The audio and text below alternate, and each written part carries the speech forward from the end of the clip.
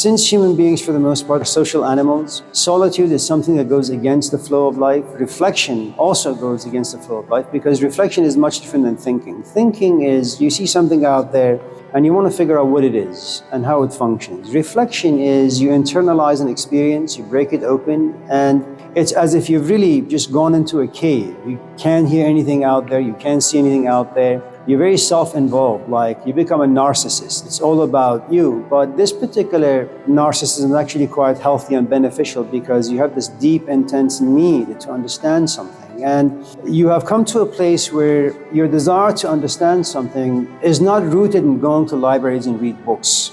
You know, reflection is like your intestines. It's like 10 miles long. You know, you drink a cup of coffee, it has to journey from Egypt to Jerusalem. And then what you have is this, your body has this ability to kind of take what's good and trash what's bad. I mean, that is what reflection is. And I don't know who has it.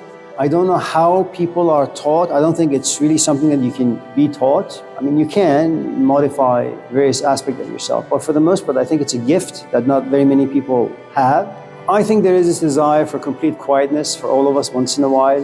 You want to call that meditation, you can. I follow the footsteps of Krishnamurti in that reflection, observing, examining, understanding things can be the best form of meditation you'll ever experience, because you're so intensely focused. And the nice thing about reflection, if you do it the right way, is it's something that you yourself will have discovered. Now, it doesn't mean that Jesus didn't say that, it doesn't mean that Socrates didn't say that, but it's something that you have reached with your own blood and sweat, and no one can take away. Confucius kind of spoke about this also, that, you know, knowledge, people can take it away from you. You know, you read algebra or you get to know algebra and you say, oh, okay, I know math, but then comes calculus. And you realize, oh, you're really incompetent. Wisdom, on the other hand, is something that, it's a journey that you yourself have to take. It's like the seed is inside you, and through the act of reflection, you keep nourishing it, you keep protecting it, respecting it, honoring it in some shape. And then you see certain insights once in a while come about. And then you sit with your friends and there's this wonderful conversation, and all of a sudden you open your mouth and you begin to talk. And then something overcomes you. You say to your friends, I'll be right back. You go to the bathroom and your eyes are a little teary and you have no idea what just happened. You said a couple of things and you feel as if you were standing outside listening to yourself, and it wasn't coming from you. It wasn't even yours. And yet it came through you. It's kind of like what Native American art, that make this art, but know that you are a vehicle to the spirits up there, which means that the moment you finish the art, you don't autograph it, you don't put your name down, you don't sign it because it's not yours. And it's a difficult place, I mean, it's a difficult activity, reflection. It has solitude in it, it has meditation in it, it has also despair in it.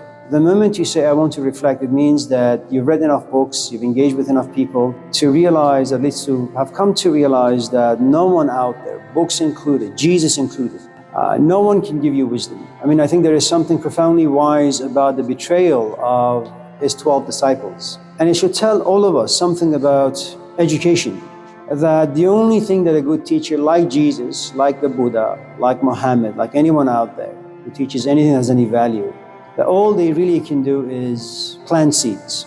And how does the seed, for example, like Peter, how does the seed come to fruition? How does it blossom? Well, Peter thinks he knows. Peter thinks he's never going to doubt. Peter thinks he has reached certitude. And then like Job, he is touched.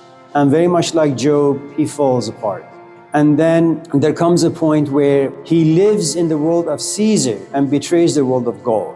He walks away from God and goes to Caesar. That's his life, that's his flesh, that's his fantasies, dreams, hopes. And there comes a point where he understands what he's done. Now, just because you understand, it doesn't mean that you can go back and fix things. Understanding always brings about a good amount of despair. And despair is a place of complete helplessness. If the stories in the Gospels are true, you kind of bang your head against the wall and you say, help me.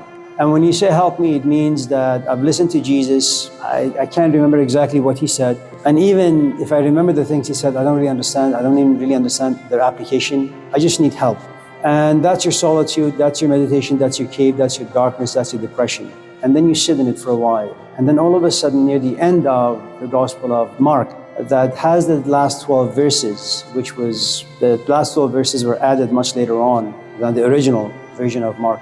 you find the image of Peter being so profoundly calm and so anchored, and now he has reached certitude. It doesn't say what he understood. It doesn't say the process that he went through to understand what he understood. All we have are these snippets, these paragraphs or sentences that tell us, well, he was an idiot, he became a wise man. And then the rest of us in this class have to kind of look at the book and say, okay, well, from being an idiot to wisdom, there is this gap. What's inside this gap?